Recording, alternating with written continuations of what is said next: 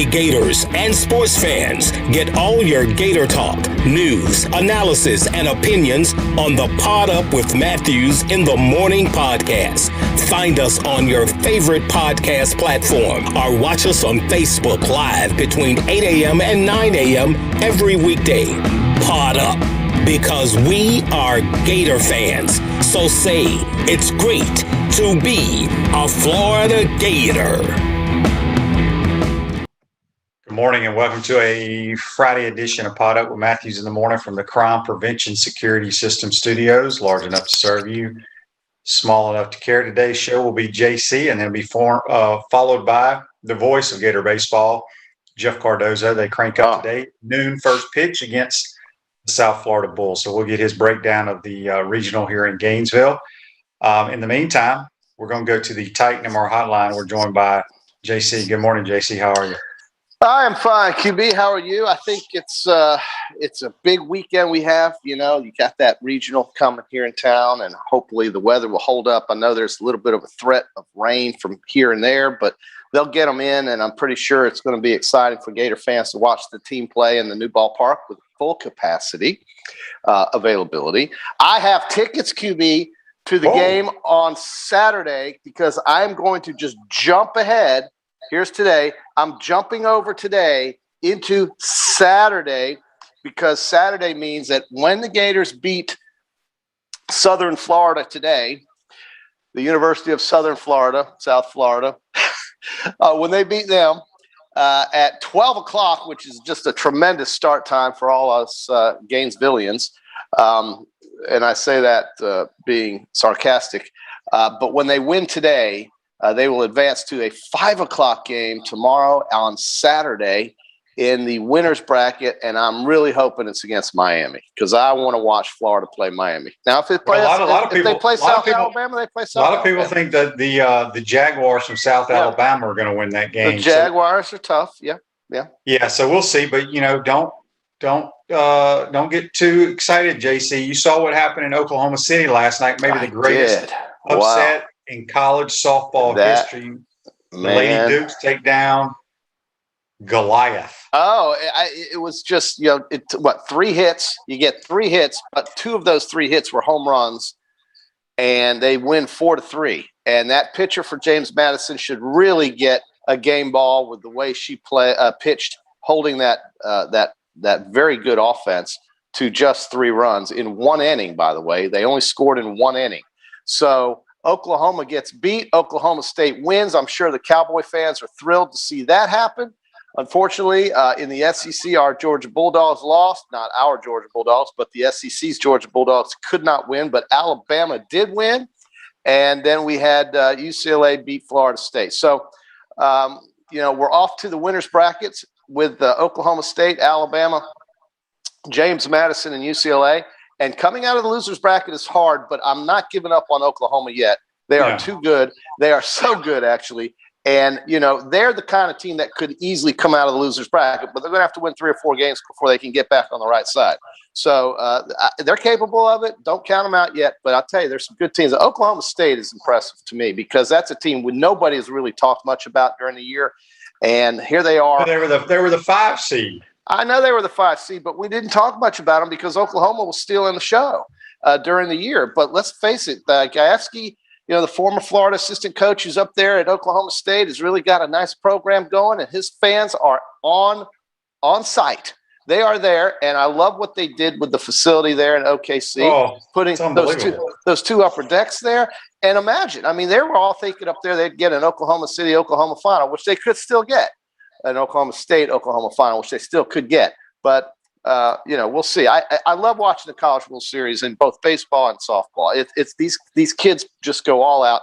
Any NCAA final or any NCAA postseason event, college kids love it. We started with that men's tennis team. I actually saw the coach yesterday in Publix. And we had a nice chat. And I think, this is the time of year I get excited for spring sports. So the baseball. Spring sports are over, JC. Well, they're not over because the baseball team is still playing. And we've got, the College World Series in both baseball and softball still to finish. I'm just thinking this is really fun. So I really think Florida, this is going to be a real opportunity for the Gators. If they win, they'll go to Texas in all likelihood, but we don't know how that region is going to finish, although we have a pretty good idea that it will be Texas. So first things first, and that's beating South Florida, and then that's beating either Miami or South Alabama and getting in and staying in that winner's bracket. Got a couple of Facebook Lives brought to you by Mellon Law, the only official law firm partner of the Florida Gators. Dan says he's glad FSU and Georgia lost yesterday. John says Tom Brady's niece hit a bomb last night that still hasn't landed yet. His niece plays left field, I believe, for UCLA. Mm-hmm. Dan also says Rachel Garcia and UCLA lose the first super regional game, and then she pitches shutouts the next 3 games. She's hot. Yeah. The Bama UCLA game will be nothing in the set. Here's the thing. She's the 2-time National Player of the Year, and she'll be pitching in the Olympics here in a couple months. So, she's clearly the best player. That damn Montana Falso for Alabama she's tough, is ridiculous. Man. She's like 6'2", JC. She would post you up. You would have to look up at her. I'm a fan, okay? I'm a fan. I'm glad she's tall. I'm glad they're doing well. I want the SEC to be represented, and Georgia's not done yet, but Alabama's clearly the team with the best chance, and this pitcher is good. I mean, we've seen what she can do. Florida softball team got all they wanted of her, and she's a real deal. So, it's not over. I think it's anybody's tournament up there at OKC. I still don't count Oklahoma out, though. They've had such a good year. They're going to play with the real edge now because they know it could all come crashing down in one game. So watch out for them. They're not done yet. Yep. John says on Facebook Live, brought to you by Metal Law, where's JC's son's hat that he promised us? Bandwagoner. Here there he is. Look at this. On that bandwagon. How about it, baby? Devin Booker. Look. 47 points, sent LeBron James back to the locker room packing with knee bags on his knees. And heck, I don't even think LeBron shook their hands after the game. They probably did in the locker room afterwards. But how about those faux Phoenix Suns, baby? Devin Booker, 47 Do you know where Devin Booker went to college, JC? I would say it's Kentucky, wouldn't it be? Yeah, I played against his dad in high school, by the way. What's his name? What was his name? Melvin Booker. All right. Well, listen, this is a franchise we don't ever talk about. It's a franchise that's never done anything special. I don't think they've even won a championship in their history. And they've had great players like, Paul Westphal and Charles Barkley and Alvin Adams and Neil Walk, the former Florida Gator, played for the Phoenix Suns. And to see the Lakers go down, this is the first time, I want to say, in either 10 or 11 years, QB, you can use this on all the other shows you come on today. This is the first time that both LeBron and Steph Curry are out in the first round in the playoffs in 10 years. I think it's either 10 or 11. Anyway, it's good. I'm just glad. I'm glad Phoenix won. I was rooting hard for Phoenix to beat the Lakers. You better believe it. We got a text here. We'll come back to the NBA in a second. We got a text here on the Titan Mark text line. It comes from our good friend Ryan. He says, "Happy Friday, fellas. Shane, I can't afford to buy a bunch of team branded hats, sweater vests, and windbreakers like our local Jags correspondent JC. But if I could, I'd snatch me up some garb of your JMU Dukes. Not sure how many of the OU girls have read Homer's The Odyssey, but they sure got schooled by Odyssey Alexander. Those 147 home runs didn't mean squat yesterday. A close second for player of the day has to be Devin Booker of the Suns, putting up 47 and sending LeClown and the Lakers home limping." Appreciate that text, Ryan. It's the NBA playoffs. A lot of series were closed out last night. I think there's only one game tonight, and that's where the Mavericks lead the Clippers 3-2. I think that's the only one first round that hasn't been closed out. I'll tell you, I'm looking forward to the Milwaukee-Brooklyn series. Watch the total number of points that will be scored. They don't play next, do they? Do they not? I would think they would match up in the Eastern Conference Finals. It's goofy. No, you're right. They do. Wow. So by the way, one last thing about LeBron. This is the first time ever in his career he was sent packing after the first round. He had previously been 14-0 in his career in round one. So he's out of there. We don't have to watch that anymore. And yes, I think Milwaukee and Brooklyn will be a series that if you like to watch athletes running up and down the court scoring a lot of points. You're going to see that in this series. I don't know how that's not the Eastern Conference Finals. It's a shame. One of those. So what do you think the two best teams? What do you think the total will be for that series? What do you mean total?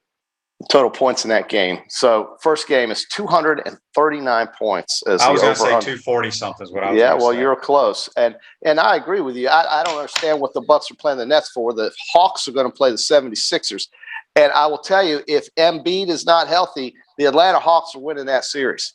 So doesn't matter. Neither one of them are beating the winner of this series. Probably not. John says, when was the last time an unseeded team beat the number one seed? I don't know. Like I told you, I think that's the biggest upset in the history of college softball. Never seen it before. James Madison has a very good softball program. There's always been that one game away getting to OKC. They found a way to get there this year. Somebody on this show picked JMU, I think. You did. You did. You know, okay. But since you're such actually, they have a local girl that's their backup pitcher, Alyssa Humphrey from Gainesville High. Yeah. No. Listen, they won at Columbia, Missouri in the Super Regional. Not easy to do. They won at I want to say they won in Tennessee. Knoxville. Yeah, they won in Knoxville. Not easy to do.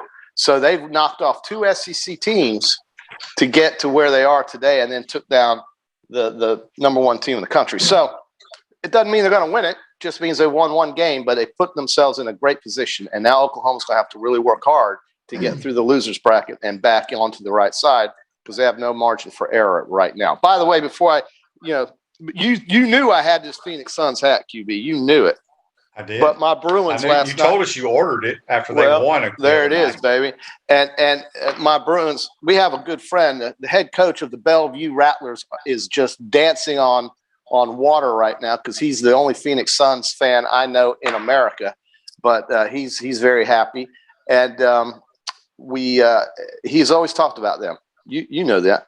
And then my Bruins last night in overtime took down the Islanders on the island, and the Tampa Bay Lightning lost to Carolina as well in overtime, giving up a power play goal to the Hurricanes. So both series are now 2-1, Boston ahead and Tampa ahead. And, you can't at this level, it's very rare to see a sweep. So you kind of expected that Tampa might lose one of these next two games. I fully expect they'll win on Saturday night, though. But Carolina's a good team. We're talking about them. They got goaltending and they've got scores. That Jordan Stahl is as good a player as there is in hockey. He's really good. Colorado tonight plays Vegas. They're trying to go 3-0 on Vegas. And right now they're the team to beat as far as I'm concerned. And then up in Canada, you've got Montreal and Winnipeg. If you got joint pain in your knees, your shoulders, hip, or back that won't go away, you need to check out QC Kinetics for long-lasting relief. Not surgery, drugs, or downtime.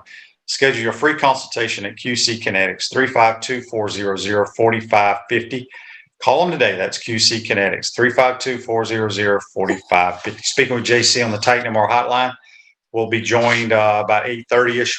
Voice of the Florida Baseball squad, Jeff Cardozo, get his thoughts on postseason play for the Gators. Yeah, I can't wait to go Saturday. Have you been to the new ballpark, JC? I've never been, and I'm going to show. I've got great tickets with a friend who's coming up from Orlando. How much did you have to pay for a regional ticket? I didn't buy this one. This ticket is in exchange for his lodging for one night on Saturday. Oh, so he purchased the tickets. I'm asking, what does it cost to go to the regionals? I want to say it was. Well, I hate to say because I don't know, but I think he said these tickets are $20, and that gets you into both games. So if you wanted to go watch the Florida game and then stay for the 5 o'clock game, you're fine to do that with that one ticket, I think.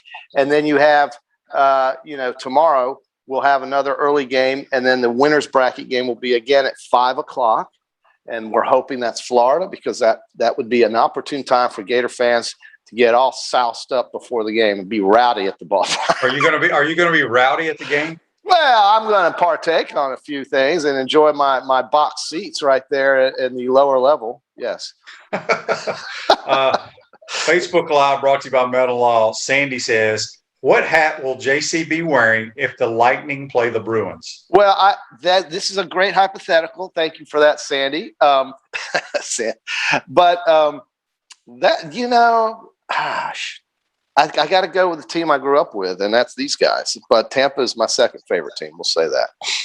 But I mean, gosh, I've been to more Tampa games than these guys, so maybe I'll root for Tampa. It's a hard call because neither one has made it yet. But if that happens, and it's right now looking like it could because they're both 2 games away, I'm going to go to one of those games down there. So I'll probably have a. Well, I really don't know. Maybe I'll wear a Lightning jersey and a Bruins hat. Maybe I'll. Yeah. So next week so they'll possibly be playing in the Eastern Conference Finals.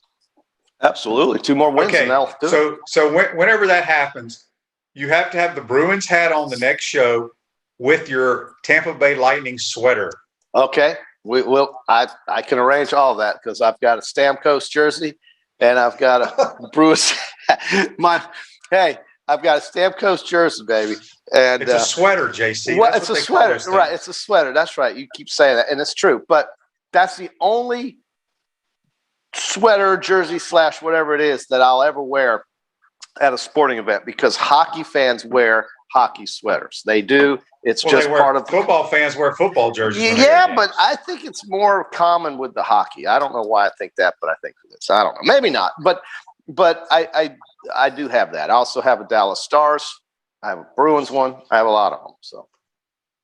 And you got. I have a Detroit Red Wing. I have a Detroit Red Wings one. I had a New Jersey Devils one because in the '90s they won me a lot of money. Who did you have? A Steve Yzerman Red Wings jersey? No, it was Darren McCarty. He was the enforcer for the Red Wings. He was number 25. He was a good player.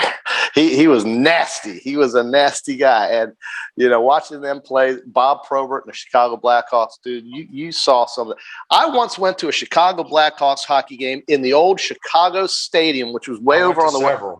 Oh, okay, where the old stadium. And one night the Red Wings showed up, and I'll never forget that experience. The seats were about this wide because the stadium was about 100 years old. But, man, it was a good time. It was history, and then they knocked it down and put up this monstrosity called the United Center. But anyway, it was an old nasty. It was classic though. It was so classic. Refresh your vehicle on your brand with the vehicle wrap from Wrap Spot. June is your lucky month at Wrap Spot. Mention promo code Shane to receive 13% off your vehicle wrap. Speaking with JC here on the Titan More Hotline. If you got a text or a question, or you want to harass JC for. He has multiple hats sitting on his table there, and he just decides which one he wants to put on. So maybe Jason, I'll start doing that on the show now. I'll start just bringing them all out and just put them on during our conversation. That's not distracting, is it? That's what bandwagon fans do. I don't care what you call me. I'm happy. I like it. Sticks and stones can break my bones, but bandwagon fan calling does not hurt me because I love them all. I just love designs and logos and colors. Okay, so let me ask you this. Speaking of the NBA playoffs, if the Atlanta Hawks make it to the Eastern Conference Finals, are you buying a Trae Young jersey? No, but I'm going to have that white Hawk. Yes. I mean, I'll have a red Atlanta Hawks hat. If they somehow beat Milwaukee or Brooklyn and go to the finals, I just said the Eastern Conference. They ain't beating one of those teams. Well, I mean – you never know, man. Durant might go down with a busted foot or something crazy. Anything's possible, QB. You know better than that. This is sports. That's why they play the game, QB. One more cliche for you here on the show. That's what the girl said to JMU yesterday when they put it on OU. It's why they play the game. Well, it's true. I mean, okay. So why can't the Atlanta Hawks do it? Sure, they can. There is still because they have to win. Because they have to win 4 times. But I'll tell you who can't do it. The Lakers can't do it. The Trailblazers can't do it. The Celtics can't do it this year. Facebook Live brought to you by Metal Law, the official law firm partner of Florida Gators. Facebook Live. John says, JC's like a high school recruit with all those hats on the table. I can line them up for you on the next show if you want me to. I've got a couple I could bring out for you. I got more baseball caps than because I've been to more baseball games as a spectator of professional sports than any other sport. I've been to more Yankee games and Braves games and Tampa Bay Rays games. But I've been to a bunch of hockey games too, and a few NFL games in between. I haven't been to many NBA games though. JC, did you catch any of the Memorial Golf Tournament? I did. Rain has hampered that. It seems every year. Kyle Morikawa is winning. You know, he also won on that course last year when it was a different tournament than the Memorial because they COVIDed out the John Deere Classic. So they used this course to play the same week that the John Deere Classic was being played, and he won on this course last year. So, and I think it was his first win. So he plays this course very well, and he got in before the rain came for the afternoon guys who were still not even close to finishing their first round. So this could go forever, but the forecast is looking better for the weekend. It also stays light enough for them to play up until about 8:30, 8:45 every day. So they'll probably get it all in. But my picks of John Rahm, Xander Schauffele, and Patrick Reed are all in the top 20 with Rahm and Schauffele within 3 strokes of the leader. So I hit this one. It's been your best picks so far on the year. I actually picked a winner this year, by the way. Real quick, we just had Justin a Facebook Thomas. Live ask about the Chomp Harder hat. Yes, we are still giving those away, and our winner this week is Kyle Long is the winner of the Chomp Harder hat. So, Kyle, if you're listening, get in contact with all our folks that put this program on, and they will get you your hat. Cool. People are just killing you on Facebook Live. They're just killing you. Let it happen, Captain. You're an easy target, though. Easy target. Bring it on. Bring it on. I was going to ask you on Wednesday, and I totally forgot about it because you were. I think it was Wednesday when you were, as Ryan says, you have become our Jaguar correspondent. Oh, sure. You still feel pretty good about the Jags winning 7 games. Over 6.5, bro. Over 6.5. Bet me on it. I will, because I've talked to several NFL people. You'll lose that bet too. You'll lose that bet just like the Gonzaga bet. No, well, Gonzaga made it there. Jaguars ain't got a chance to win 7 games. Mm-hmm. They do because they play 17 games, so they do have a chance. And but my question to you, JC, is what makes you think they're going to be that much better? I got a feeling they're going to be that much better because they're not going to have injuries plague them. That's just a guess. I don't know this. But I also think they got better players, QB. How can you not? Who do they have that's better other than the quarterback? Well, they've got a couple. Etienne is a better player than they had. Yeah, but the problem is they couldn't stop you last year running the football. I will say their defense stinks. They'll be better. You can't get worse, right? So you're going to get better. You think so? You went 1-15 last year, and you're going to get worse? No, I'm talking about from a defensive standpoint. Doesn't mean they're going to get any better. I don't know. I think they will be. I like Miles Jack. He's one of my favorite players. I think he's a great player, actually. He used to play both sides for UCLA, if you knew that. I did know that, but that doesn't translate to winning games in the NFL. He's a good player. They're gonna be better. And yes, I think 7 is very doable. Looking at that schedule, I've already been through this with you, QB. You keep bringing this up. Okay, but let me ask you this. Schedule, those first 4 games, I would tell you right now that 2 of them are extremely winnable, and they might win 3. So there I am, almost halfway there in the first quarter of the season. Okay, tell me who they play again those first 4 games. Well, off the top of my head, they've got Houston. They've got the Cincinnati Bengals. Okay, why do you think the Bengals were very, very competitive last year? I don't even know how many games they won. They did win more games in almost every game they played because of their quarterback. Sure. Right. Well, I mean, listen, they're going to be better too, but they play in a tougher division than Jacksonville does. In my mind, they do. Now, I know. Right. So that's my point. Their record, they're better than their record. Probably are. Yeah, but doesn't mean anything when we go forward this year. And I think. Well, that's why I'm trying to tell you, I do not see how the Jaguars can win 7 games. Well, I'm just going to give you. I've given you one reason. I think their schedule allows it. Okay, here's the first 4 games. You're telling me that they can't win 2 of these 4 when you're looking at Houston Texans, who don't even know who their quarterback is, new coach, nobody on the roster that anybody knows. The Denver Broncos, the Broncos have a nasty defense, dude. The Arizona Cardinals, very beatable. Okay, the Cardinals probably won't punt. And then the Cincinnati Bengals. So I think of those 4, you're looking at possibly 2 wins. And maybe they do lose to the Cardinals and let's say the Bengals. But I think they can beat Texas, Houston, and Denver at home. I'm sorry. You love the Denver Broncos. I don't. I don't care. When did I ever say I love the Denver Broncos? Well, you just told me how great their defense was. Well, it's a fact. Oh, is it? And what was their record last year? I have no idea. It wasn't good. So Jacksonville can win 2 of those first 4. And then if you go down the list, they've got the Falcons, they've got the Titans and Texans twice. They've got the Jets, who you think are going to be better, and they probably will, but they're still the Jets. They've got the Jaguars are the Jaguars. That's my point. You're making my point. I think everything changes when Urban Meyer walks in that locker room. The culture. Okay, but let me ask you this. Let me stop you right there. Where's my Jags hat? I need my Jags hat. I think Urban is a tremendous football coach. I do think Nick Saban's a tremendous football coach too. Correct? Mm-hmm. Yes or no? Why do you ask a stupid ass? Because Nick Saban, was he successful in the NFL? He was average, mediocre. Okay, that's my point. Just because of what Urban has done doesn't mean it's going to translate to the next level. I know that, and we've seen that with Lou Holtz. We've seen that with Steve Spurrier. We've seen that with a lot of coaches. But give Urban the chance. Give him the opportunity to win 7 games, and he's got that now. And look, they're playing 1 extra game. That 17th game, maybe that's the one that tips them over to 7 wins. All right, we'll see. We'll see. I don't think they will, but I'm not rooting against them.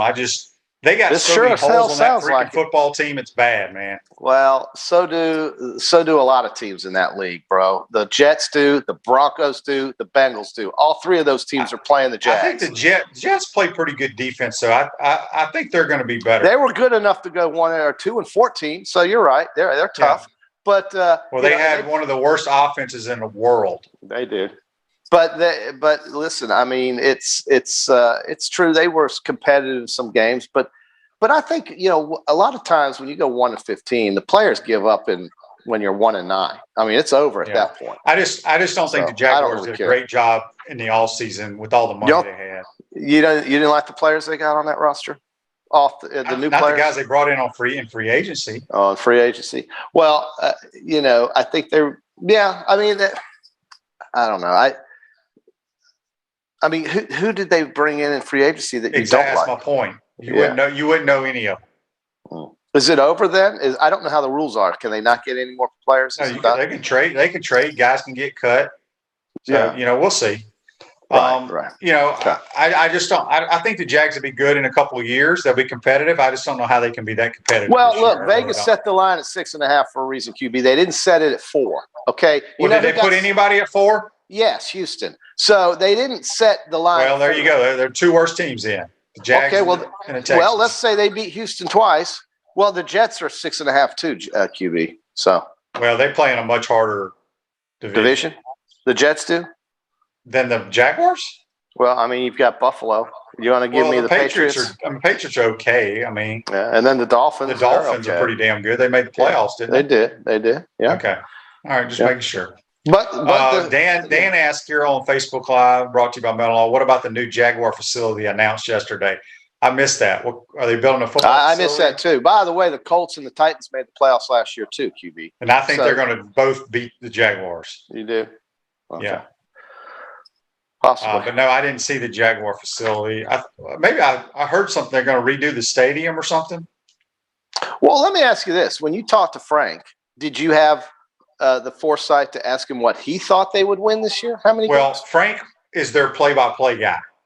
And he doesn't really make predictions. He's not allowed to. It's just like we can't have Mick Hubert come on here and make this is what you do when you interview people sometimes, QB. What you should do is say, do you think it's possible, Frank, that maybe Jacksonville could win 5 or 6 games or even 7? Well, anything's possible, JC. Okay, I could go shoot 55 today. Well, but if he says no chance of that happening, or yes, it's possible, at least you're getting something out of him, QB. At least try. Ask him a damn question. I think I do. You want me to do it for I know how to look. Everybody's excited in Jacksonville. I understand. I don't think they can win 7 games. That's my opinion. Well, you're betting the under, and I'm taking the over. And it's just like I don't think Tim's going to make the team.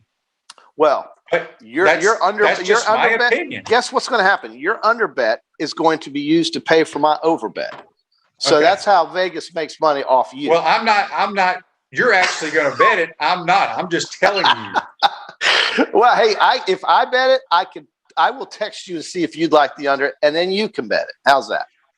Dan says when I go to Biloxi, a $440 million Riverside facility. Woo! Shad Khan bringing out the checkbook. Wow. How much money? $440 million. Dear Lord, that sounds like something Jerry Jones would do. Yeah, so look out. The Jags are going to build a facility, and then they're going to I'm telling you, that's right. Look, it's NFL, man. You've said this 100 million times. You just don't know in the NFL because they're all pros, and they're all pros getting paid.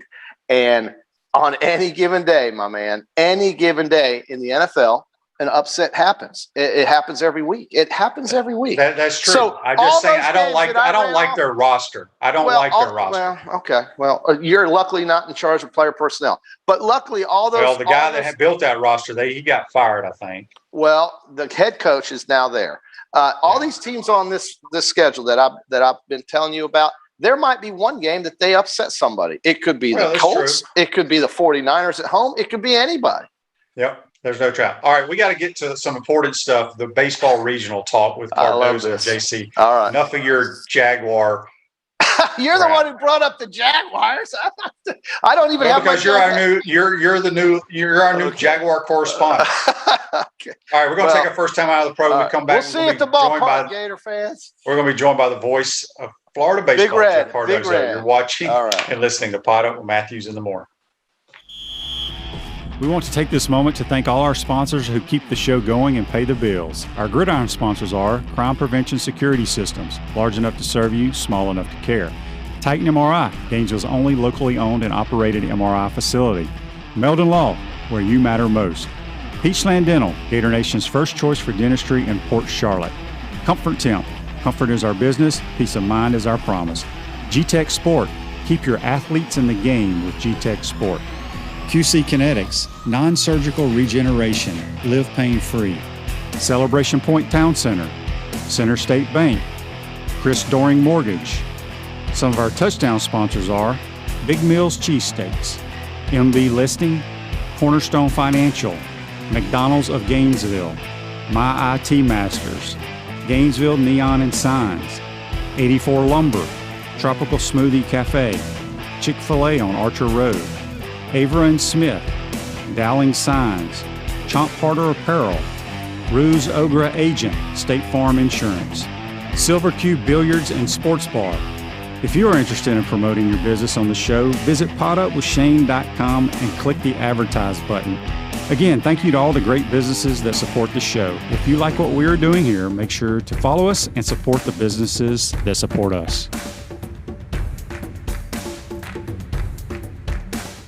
Welcome back to the Crime Prevention Security Systems Studios, Celebration Points, where the Gators go to celebrate with premium brands like Regal Cinemas, Dave & Buster's, Nike, Les Macarons French Pastries, Kilwins, and coming summer of 2021, the HBC's new restaurant, Spurs Gridiron Grill and Visors Tailgate and Rooftop Bar. We will see you at Celebration Point, where the Gators go to celebrate. Going to go to the Titan MR hotline now. We're going to be joined by the voice of Florida Gator Baseball, former Gator pitcher Jeff Cardozo. Good morning, Jeff. How are you, buddy? Good morning. I'm impressed by your Les Macarons. That was pretty dang good. Yeah. Yes. So real quick, JC and I we argue about this like every day on the win totals in the NFL. He thinks the Jaguars can win 7 games because I think the win total's 6.5. What does Jeff Cardozo think? Yeah, I'd probably go under as well, maybe around 5 or so. So me and Shane are on the same side. Just like we're so much better than JC in golf too. So he's just got no chance. That's so true. Anything. All right, Jeff. So let's get to baseball. I know you don't have much time here. Florida's hosting. We first pitch today at 12. Hopefully, I don't think it's going to rain.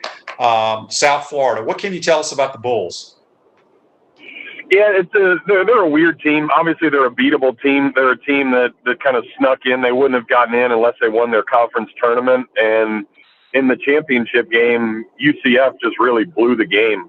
USF ended up winning 9-8, but There was a couple of errors, a boneheaded play where a guy thought that there was 3 outs now in an inning and there was only 2, and 2 more runs scored after that. So I think USF is fortunate to be in there, but they obviously are in there for a reason. That means they did some pretty good things down the stretch. So, I think if Florida plays the way that they're capable of and the pitching keeps doing what they were supposed to be doing, then Florida should really be able to win the game. But, listen, all these teams, Shane, as you know, throughout the years, they're going to have one really good guy, and that's what we're going to see today from a right-hander. The Gators saw him in the COVID-shortened year last year, and he only lasted about 3 innings, but he was really good this year. Doesn't have the greatest record, but earned run average is under 3. He can mix it up. He can sort of thumb it up there from the right side, about 88, 89, and the Gators are used to hitting 94, 95. So sometimes they've had trouble with those guys. So I'm anxious to see if they can make some adjustments early in the game and get on top early and see what they can do. Tommy Mace is on the mound today, correct? Correct. Okay. Jeff, let's go back to the SEC baseball tournament. Florida played pretty well there for the most part. Were you pleased at how they played? Yeah, I think you have to be. It's but it's typical of what this team is. Throughout the year, Sully has tried to maneuver guys around, figure out roles for different guys, and then even in the SEC tournament, we saw it when now Matt Cassetti is back healthy again. He can catch. So then they put Nathan Hickey at third, and McMullen, who had been struggling, is out of the lineup. So you're trying to now see, okay, can Hickey play third? And he made some really nice plays, but he also made a couple of errors. So you're wondering, is that going to mesh? Is that going to work? But I like it. I mean, I think that's been, to me, Shane, the biggest struggle out of everything this year. Florida's always been able to, through all these World Series runs, play defense, and they've been able to make the better than routine plays. And I think you see with this defense, they only make the routine plays. And I think that makes it difficult because now guys are getting extra hits in games and pitchers are having to throw more. And when you don't have a lot on the back end of a bullpen, all of a sudden Tommy Mace has to throw an extra 20 pitches in an inning because the guy couldn't get to a ground ball that he should have been able to. Well, now he's only pitching into the 6th instead of the 7th, and then you're bringing somebody else in extra. So that's what's been the weird part about this year. But I think down the stretch, even that Arkansas weekend, the Gators lost all 3. They played pretty well until the very end of the game. So I think Sully's happy with the way they're playing right now. And, I mean, to me, they're probably playing the best that they have been all year down the stretch. Jeff, we got a Facebook Live, a couple questions here brought to you by Melvin Law. John wants to know, we struggled with Miami earlier in the season. Do you think we handled them, assuming both teams win today? Yeah, I think Miami's a weird team, too. The guys that were in their starting rotation have been in and out, sort of like what Sully's done with Jack Leftwich. They're trying to figure out – their bullpen's really good. So I think with Miami, you've got to be able to get up on them early because they've got a guy at the very end that doesn't give up any runs, sort of like what Arkansas has. So I think that's the key to that one. But Sully, as everybody knows, and it makes me smile so much, like every time when I was a player, we'd go down to Miami and we'd get our, rear ends handed to us. But ever since Sully's been here, he's really, really dominated the Hurricanes. He's dominated Florida State. And I would think that would sort of be the same, especially if we got that great crowd tomorrow afternoon. If it's Florida and Miami, the first time you can have 100% in that ballpark, I would think a lot of people would show up, be loud, yelling and screaming. And it would be Hunter Barco that game. And Barco's been phenomenal really the last 5 or 6 weeks. Miami's got a predominant left-handed lineup, so I think you like that matchup going into it, that Florida should be able to win it. Jeff, were you surprised that we were a 15 seed? Yeah, I think a little bit, but I guess they gave some love to your Mississippi boys. I thought, we should probably be where Ole Miss was, right around the 12, maybe, especially because we beat Ole Miss in the series and the records were almost identical and separated by just 1 game in the league. So but I also think that if we would have been 13, it wouldn't have been as good a situation for Florida. So I like it being 15 just because then you don't have to go to Arkansas or Vandy or Tennessee for a super regional. You get to see a team that you haven't seen yet. And I think that's a better opportunity. And obviously if you make it to Omaha, you're on the other side of the bracket too. So you wouldn't have to even face Arkansas until the championship game or that championship series. So even though I think Florida got screwed by dropping to a 15, to me, I think it's actually better because you look at it from the super regional standpoint and it should be okay. Dan says on Facebook Live, hopefully there will be a packed crowd. Come on, Gators. I wanted to bring that up, Jeff, because we finally have this wonderful ballpark. SEC baseball, the crowds, the atmospheres at other places are unbelievable. In your opinion, what needs to happen for us? We have such a home field advantage in football. What do we have to do from a fan base to get it in baseball, like at Mississippi State and at Arkansas and Ole Miss, those type of atmospheres? Yeah, and I think our fans are great. I think the ones that show up are loud and they scream and they get into it. But Shane, when you go, like when we were in Arkansas, I was fascinated by, it was like the third inning. And, the Gators get a couple of guys on, but then they get a big out, Arkansas does. And then that whole final out of the third inning, like the entire crowd is standing and yelling and screaming, and you see the momentum and just the way that it affects people. And I don't see that at Florida. I think, when the crowd gets really into it, there's 2 outs in the bottom of the ninth inning or the top of the ninth, and and 2 strikes, and you're trying to get that last one. And then finally everybody stands up.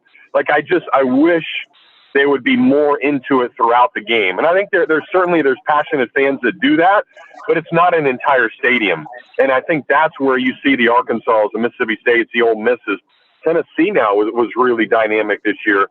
It's those types of atmospheres that I think make such a difference, because momentum, as you know, in sports is such a big thing. And I don't believe in pressure or anything like that, but all of a sudden you get a big base hit, and now the crowd's yelling and screaming, and now it's first and second, and then they're still yelling and screaming, and that pitcher starts thinking about some things, and you look around maybe, and then boom, there's another base hit. Holy cow, like all this momentum is now all of a sudden getting away from you. So I think that's the difference from some of these other places and what I see at Florida. But certainly now Florida's capable of doing that. I think you just got to get the people there and make sure that happens.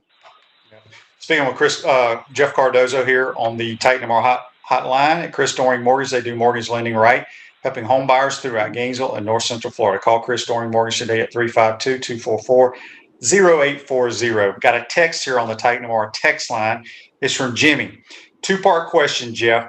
He wants to know who has surprised you the most this year on the Gator team in a good way, and who has surprised you the most in a bad way? Well, that is a great question. I would probably say, I don't know if you can say Jacob Young is a surprise, but just be able to sustain it the way he does and just to get after it for 56 games and just constantly be that motor that you need. He's really similar to David Eckstein, Shane, and then I think that's what kind of gets this team going and energized. And when he's getting right, then the Gators are successful. When he's not, then the Gators don't. So he's really like the catalyst to making sure everything goes in that lineup. I think, Kirby McMullen surprised me a little bit in a good way. He was a pitcher a couple of years ago, and all of a sudden he's now put in a role where he's got to play every single day, and he hit right in the middle part of the order. And down the stretch, he had reached base in about 20 straight games, and he was doing some good things. So I think those were good. I think a little surprise in a bad way with Ben Specht would, I think, be the one on the pitching side, and really even a couple of those relievers. I think there was a lot of guys that you felt that would be able to get some big outs at the end on the back end of games. And, now Sully can only trust about 4 or 5 guys, and that's going to make it difficult if you got to play in back-to-back games or something like that, just because the bullpen's so thin. But, Ben Specht was an All-American a year ago in the COVID-shortened year, and then this year he just couldn't get anybody out. And it's made it really hard to not have a couple additional arms. You lost a couple of guys at Tommy John, too. So the bullpen's been sort of the bad end of that deal. But all in all, you still got 2 out of the 3 aspects of the game that are pretty good. And Florida's just as good as a lot of people in the country. You just got to get hot. That's what it's all about. Yeah. Another text here, Jeff, before we let you go. It comes from Daniel. Daniel wants to know, Jeff, do you think there's any way the Gators lose Sully to LSU? No chance. I think there's a commitment from the athletic department here, the UAA, to make sure Sully's here for a while. And there's a commitment on Sully's end. I think he finally got this ballpark. He knows what the recruiting's like in the state of Florida, how special that is, the people that he can have, the relationships that he's made.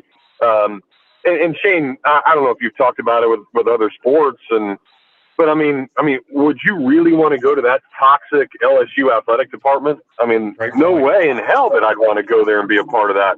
Plus, Kim Mulkey's there, and I can't stand Kim Mulkey, so I would not let Sully go there just because of that. John says here on Facebook Live, brought to you by Metal Law, Fabian has hit 20 home runs, but has also the strikeouts have hurt him. Do you just take the bad with the good? Also, any chance he plays with his brother next year? He's gone. Yeah, I think he's probably gone. The money's just going to be too much. I mean, just the way he's done and now being named a third-team All-American, I think he's positioned himself back in the middle of the first round. It'd be great if he came back and tried to correct that, but it's going to be really hard to hit 20 home runs again, especially in this ballpark. I think he's had an okay year, not a spectacular year, but that's what the big leagues has become. I mean, you look at the way that scouts look at guys now, it's almost like they don't care about batting average anymore. They want the launch angle, the home runs, and the excitement of that. It's like you hit 220 in the big leagues, but you got 45 home runs. It's like, sign me up and give me $15-20 million a year. I think that's what they're looking for. So Fabian's got a lot of pop, a lot of tools, and he's certainly a guy that I think you can tone down that swing and with 2 strikes, and he made those adjustments this year. So they'll fix that in the next level as well. So I don't think you've seen him in a Gator uniform after this season at all. Jeff, I was going to ask you last thing for you. I know you got to go. No, you're good. Back to Sully. Has there ever been a college baseball coach get an offer from a major league team? Because I mean, you think about college coaches, college football coaches, college basketball coaches. Are they going to leave for the NBA? Are they going to leave for the NFL? I mean, you never hear a guy like a Sully who's been very successful, or Skip Bertman, or all those legendary college coaches. They never get an opportunity to go to the majors, right? Yeah, not really. Just because I think it's so different with all the managers and different guys that you have in the minor league level. I mean, you're thinking about 3, 4, 5 different teams part of an organization, and those are the guys that would probably get propelled up there. You don't have that in football, so if you're successful in football, you can make that jump, and there's really nobody to jump over. But I think if you're getting into college, like, that's what type of person you want to coach. That's what type of team you want to be around. That's what type of environment. Just the pro game and the college game are so different from a lot of different things and the way that you go about it. That's why I think you don't see it a lot. There have been a few examples of like pitching coaches leave and make that jump, but yeah, never really a head coach, just because I think guys view it so differently. Right. So a national perspective from the tournament, any surprises of some teams that got in? You got any upsets, some teams that can move on? Yeah, I think Pittsburgh was probably the biggest snub. I mean, nobody really cares about Pittsburgh, but it's weird how they do it with the RPI and strength of schedule and all that kind of stuff. So, I mean, the team that had the number 2 overall RPI barely even got into the tournament in Fairfield. So it's quirky how they do all that stuff. They really rewarded the SEC. Alabama's able to get in, but Georgia didn't. And I think, the crappy part, going back to LSU probably shouldn't have gotten into the tournament, but Paul Maneri announces that he's going to retire, if you want to call it retiring.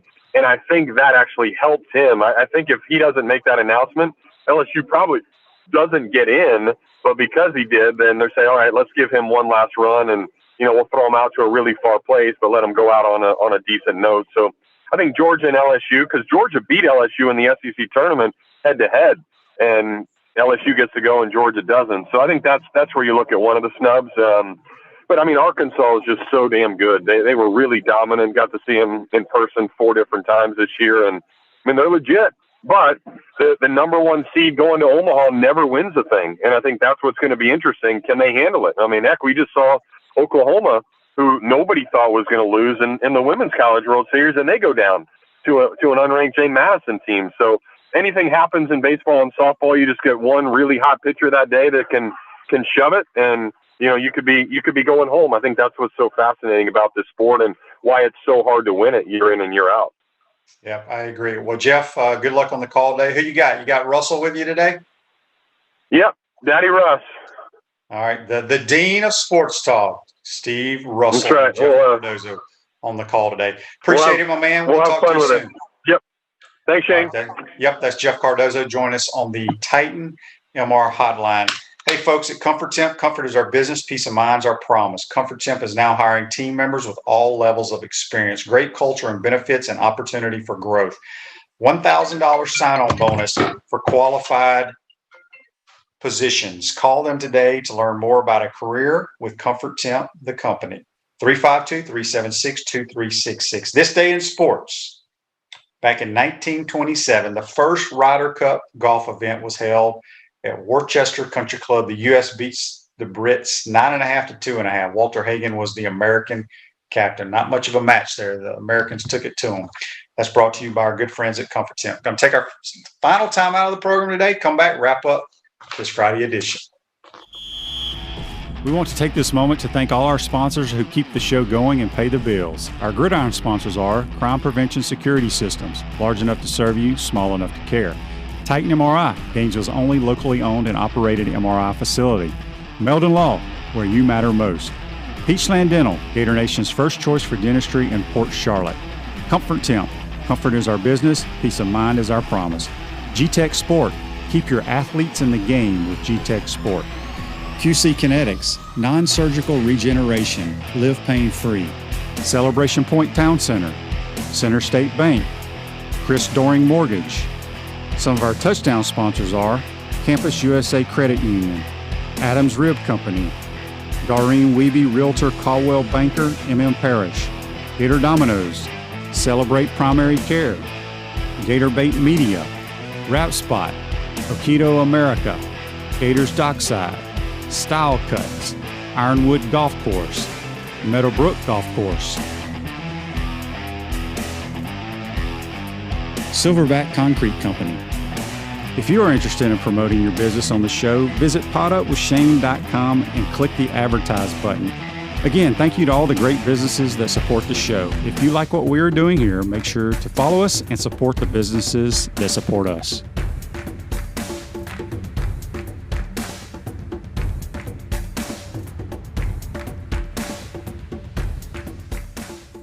Welcome back to the Crime Prevention Security System Studios. Center State Bank's now South State Bank, but they still put business first. We understand that small businesses need a community business partner that they can rely on. South State still has 4 convenient Alachua County locations. South State Bank, banking forward, member FDIC. I want to thank JC and the voice of Gator Baseball, Jeff Cardozo, for joining the program today. Gators first pitch at noon today against the South Florida Bulls. Make sure you check us out next week. Tell all your friends and family to follow us on Facebook, YouTube, Spotify, Apple Podcasts, Google Podcasts, all the different outlets out there. Today's show's a wrap, brought to you by Wrap Spot. Enjoy your weekend. We'll see you on Monday. 1st and 10. Matthews, near side, wide open, Alonzo Sullivan. He may go. Touchdown, Gators.